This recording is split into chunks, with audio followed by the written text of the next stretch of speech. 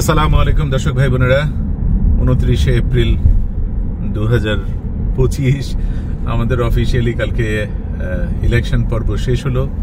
আপনারা নিশ্চয়ই যারা খোঁজখবর রাখছেন ইলেকশনের তারা জেনে গেছেন যে একটা মাইনরিটি গভর্নমেন্ট হতে যাচ্ছে এবং liberal government. This is the fourth time, চতুর্থবারের মতো সরকার গঠন করতে যাচ্ছে, কিন্তু সেই দ্বিতীয় তৃতীয়বারের মতোই মাইনরিটি গভর্নমেন্ট হতে যাচ্ছে। কিন্তু এবার আর এনডিপির সাথে নয়, এবার করবে ব্লক কুইবেকোয়ার সাথে।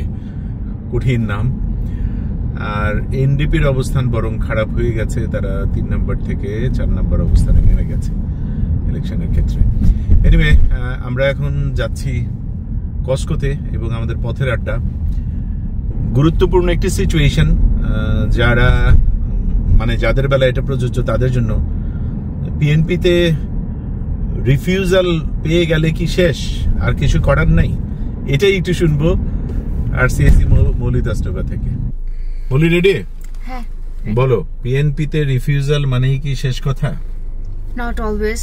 রিফিউজাল সবসময়ই সব অ্যাপ্লিকেশনের জন্যই শেষ কথা না, কারণ আমাদের ম্যাক্সিমাম ক্ষেত্রেই এটাকে রিকনসিডারেশনের আবেদন করা, রি অ্যাপ্লিকেশন করা বা রিভিউ রিকোয়েস্ট পাঠানোর একটা সুযোগ সাধারণত থাকে। গতকালকের যেই কেসটা, এটার এই ভাই আমার সাথে গত বছর যোগাযোগ করেছেন একটা আর্জেন্ট কনসালটেশন সেশন বুক করে, এবং ওনার সাথে কথা বলার সময় দেখলাম যে ওনার এসআইএনপির জন্য উনি নমিনেশনের ইনভাইটেশন লেটার পাওয়ার পরে নমিনেশনের অ্যাপ্লিকেশন করেছেন। সেই কতদিন আগে? এটা গত বছরের জুনের দিকে। ওকে। তো ওই অ্যাপ্লিকেশনটা এসআইএনপি ইনএলিজিবল ঘোষণা করে রিফিউজ করে দিয়েছে। ওকে। ওনার পিন নমিনেশনের অ্যাপ্লিকেশন। তো ওইটার পরে উনি আমার সাথে যোগাযোগ করলেন যে ওই যে আর্জেন্ট কনসালটেশন বুক করে, যে আপু এটার কিছু করা যায় কিনা। তো যেই কারণগুলো দেখাচ্ছিল এসআইএনপি, সেগুলো আসলে সবই এক্সপ্লেইন করা যায় আমার কাছে মনে হলো দেখে, ডকুমেন্টস অ্যান্ড লেটার সব কিছু। তো আমি ওনাকে সাজেস্ট করলাম আপনি রিভিউর জন্য অবশ্যই অ্যাপ্লিকেশন করেন। উনি আমাকে বলছিল যে আপু এটা তো হলো না, তাহলে আমরা এখন চলেন স্টাডি পারমিট বা আর কি কি অপশন আমার জন্য ওপেন আছে ওগুলোই আলোচনা করি। তো আমার কাছে মনে হলো যে এটার আসলে চান্স আছে, রিভিউ অ্যাপ্লিকেশন করার গ্রাউন্ড আছে।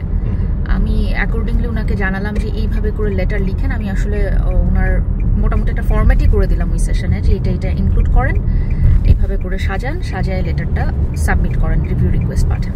উনি রিভিউ রিকোয়েস্ট পাঠানোর বেশ কিছুদিন পরে, প্রায় 2-3 মাস পরে এসআইএনপি জানালো যে ওরা ফাইলটা ওপেন করেছে, আবার অ্যাসেস করছে, এখন ওদের কিছু অ্যাডিশনাল ডকুমেন্ট লাগবে।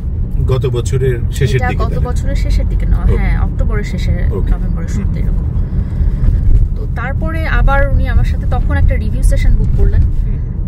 90 মিনিট সময় নিয়ে আমরা অ্যাসেস করলাম যে কোন ডকুমেন্ট বলতে আসলে কি বোঝাচ্ছে, এবং সব সময় না সব ডকুমেন্ট ওরা যেটা চায় এক্স্যাক্টলি ওইভাবে কিন্তু রেডি থাকে না। বিকজ ওরা চায় যে এসআইএনপি স্পেসিফিক্যালি ডকুমেন্টের ব্যাপারে খুবই স্ট্রিক্ট, এবং ওরা চায় যে ট্যাক্সের ডকুমেন্টে এমপ্লয়ারের নাম থাকতে হবে, এটা একটা স্পেসিফিকেশন ওদের। তো যেটা সব সময় সবার তো আগে থেকে থাকে না। সো এই জায়গাগুলোই আমরা একটু চেষ্টা করলাম যে করা যায় কিনা, ফরম্যাট ওরা কি চাইছে সেটার কত কাছাকাছি যাওয়া যায়, আর যতটুকু যাওয়া যাচ্ছে না সেটার একটা এক্সপ্লেনেশন আমরা কিভাবে দিতে পারি, কমপ্লাই করা সর্বোচ্চ পর্যায় পর্যন্ত, যেটা করাই যাচ্ছে না সেটা একটা নাইসলি লজিক্যাল এক্সপ্লেনেশন দেয়া। Right, excellent. তো এই ডকুমেন্টগুলো আমি ওনাকে সাজেস্ট করার পরে উনি তৈরি করে আমাকে আবার রিভিউ সেশনের পরেও আসলে উনি আমাকে পাঠিয়েছেন ডকুমেন্ট, আমি ওইভাবে রেডি করেছি যে সাবমিট করবো কিনা।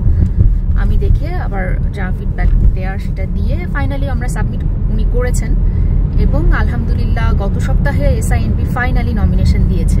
আলহামদুলিল্লাহ। সো এটা একটা গ্রেট উইন, এবং একদম রিফিউজাল থেকে ফিরে এসে নমিনেশন পেয়ে যাওয়া প্রায় কাছাকাছি হয়ে গেছে। হ্যাঁ, এটা সবার জন্য একটা বিরাট ইন্সপায়ারিং স্টোরি আসলে, খুবই আসলে।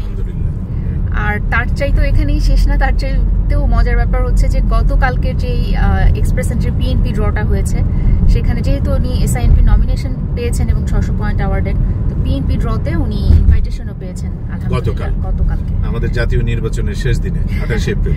রাইট। সো এইরকম সিচুয়েশনে কখনো কেউ পড়লে, এই যে রিফিউজ করে দিয়েছে অথবা নমিনেশন লেটার এত অনেকদিন পরে জানাচ্ছে যে এখন আর এলিজিবল না, এইসব ক্ষেত্রে সবসময়ই বেটার হয় ঠান্ডা মাথায় চিন্তা করা, আগেই আপসেট না হয়ে যাওয়া এবং চিন্তা করে প্ল্যান করে ওদের সাথে কমিউনিকেট করা যে দিস ইজ দ্য সিচুয়েশন, এই কারণে এই ডকুমেন্ট আমি দিতে পারি নাই, এবং সেটার ব্যাখ্যা দিয়ে সুন্দর করে আবার অ্যাপিল করা বা রিকোয়েস্ট করা যে রিকনসিডারেশন করো। এবং অবশ্যই এইসব ক্ষেত্রে একটু প্রফেশনাল অ্যাসিস্ট্যান্স নেওয়া ভালো। আমি আরসিআইসি শুধু আমার জন্যই না, যে কারো প্রফেশনাল যার এই বিষয়ে এক্সপিরিয়েন্স আছে, বিকজ আরসিআইসিরা সবসময়ই এগুলো নিয়েই কাজ করে, সো দে নো যে কিভাবে বললে ওদের বোঝানো সুবিধা হবে। সো এরকম প্রয়োজন মনে করলে অবশ্যই আমাদের সাথে যোগাযোগ করতে পারেন, আমরা তো আছি আপনাদের হেল্প করার জন্য। অনেক ধন্যবাদ মলি। প্লেজার।